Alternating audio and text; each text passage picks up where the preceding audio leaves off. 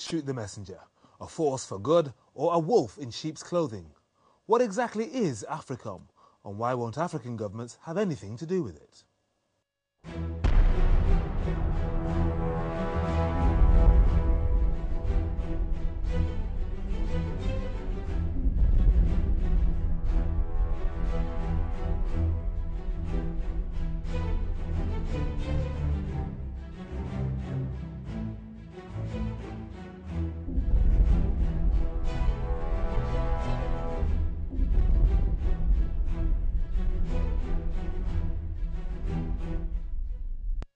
Hello, good evening, I'm Henry Bonsu and this is Shoot the Messenger, an hour of hot, passionate, pulsating debate about an issue we think is crucial to Africans at home and abroad.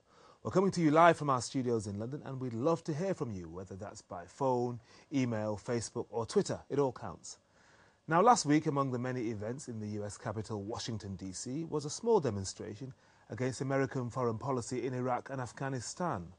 What made this one stand out is that it was organised by the Black is Back coalition, the first African Americans to openly demonstrate against President Obama, and they also called for an end to Africom, the controversial US Africa Command. And it's Africom, an entity that Mr. Obama inherited from his predecessor, that we're going to discuss this week. Is it a body that Africans should embrace because it'll be good for their security, or is it one that African governments should be wary of because the real intention is more sinister, a grab for oil and natural resources? With me in the studio are Knox Chitio, head of the Africa programme at the London-based Royal United Services Institute. Also here is the journalist and documentary filmmaker Callum McRae. Welcome both of you. Tell us about what you do, more about what you do at the Royal United Services Institute, Knox. Thank you. Basically, we try and promote the African voice in defence and security issues. As the African voice. Is there an African voice in defence and security issues? Well, I think there is, and but we want to promote more of it. So we certainly promote the African voice, not just in terms of African defence security issues, but also in terms of Africa and its approach to the global security dimension. And what does that voice broadly say? So, for example, I know broadly, I think, what, say, Russia as a country thinks of particular security issues on its doorstep, for example, like any attempts at any nuclear defense system, for example. I've got a clear idea, I think, what a country like China might think about global security issues. But a continent of 53 countries, can they really speak with one voice? Well, it's not necessarily about Africans speaking with one voice. It's more to promote different perspectives. I mean, the fact is, Africans, we don't always agree even amongst each other on different things. So we try and promote, we try and be a forum for different African perspectives. If there's consensus among Africans on particular issues, fine. But if people differ on issues, then that's fine as well. But we're just here to try and make sure that African opinions are heard and that Africa matters in terms of the global security. Okay, well, issues. Africa certainly matters as far as documentary makers are concerned, although here in England we often complain that there are fewer and fewer documentaries devoted to international and particularly African coverage. But Callum, you've made some documentaries recently on the African continent. How rich are the pickings there? Well, it depends what you mean by how rich are the pickings in terms of television. In terms of interesting stories. In terms of interesting stories, I mean, it's limitless. I mean, I think what's interesting is that while, as you say, a lot of the mainstream channels, particularly in Britain, are, I'm afraid, less and less interested in the kind of coverage, not just Africa, but in any kind of serious international coverage.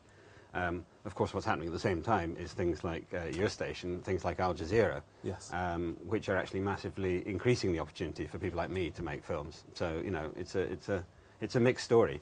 And how do you find it trying to pursue particular agendas as a filmmaker, as a documentary maker in Africa? How freely can you operate? How closely can you get to the truth and actually put it together on film? Well, it's a funny... It used to be very difficult, didn't it? Yes, I mean, it can be difficult, and there are advantages and disadvantages to being an outsider as well, in terms of going into a country. And also, I mean, clearly, when you know a country well, it's much easier. So countries where I've made quite a few films, like Uganda, I know people there, and I find it a lot easier. It's mixed. It depends very much on the country. Okay, well, we're talking today about Africom, and you've made a study of that in your recent documentary shown on Al Jazeera, America's New Frontline. In a nutshell, what's it about? Well, it tells the story of how Africom came about, the genesis of Africom. It tries to understand what caused it and what was the thinking behind it. But then, of course, it also looks at whether that thinking has changed, because we have a very different administration.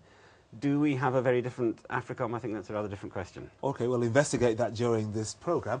Let's have a look at the beginnings of your film. We're talking about a new frontline for America as it looks at its own security and Africa's security on the international scene.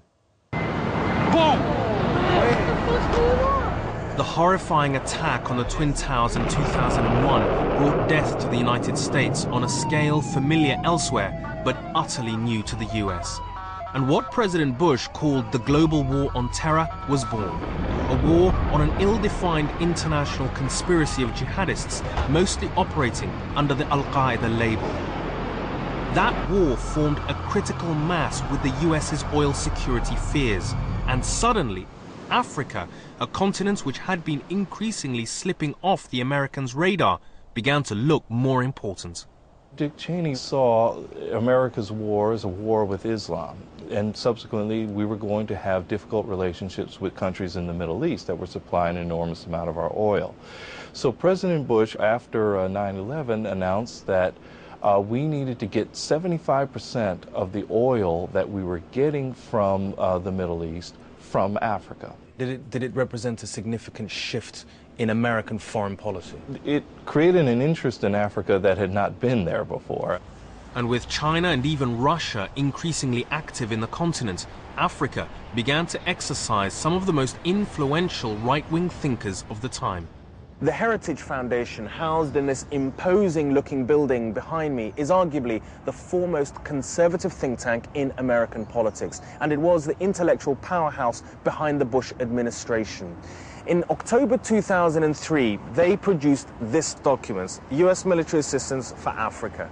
In it, it argues for increased efforts to coordinate security measures with African countries at risk from terrorism. And the best way to do that, they argued, was for the creation of a dedicated military command for Africa.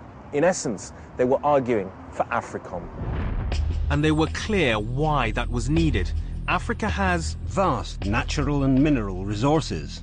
And, said the report, America must not be afraid to employ its forces decisively when vital national interests are threatened. But where does that stand with the rhetoric of stability, freedom and partnership, which is Africom's professed purpose? What was the motivation for Iraq and the invasion in March of 2003 as opposed to the rhetoric, if not the same thing? Democracy, freedom. What were we really in Iraq for? It's clear to me what we're in Iraq for. I worked in the Pentagon.